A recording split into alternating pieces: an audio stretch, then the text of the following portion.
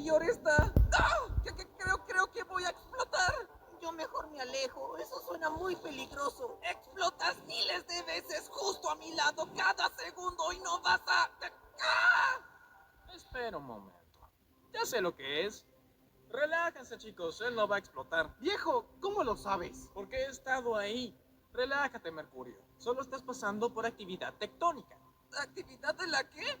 Significa que tu núcleo está activo y tu superficie está cambiando y chocando. Creí que era el único por aquí al que le pasaba eso. Entonces, ¿en verdad estoy bien?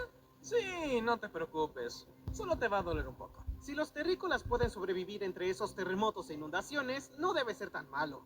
Oh, eso es un alivio.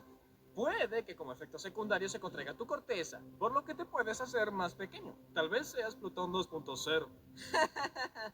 Eso no es gracioso, Tierra. ¿Tierra?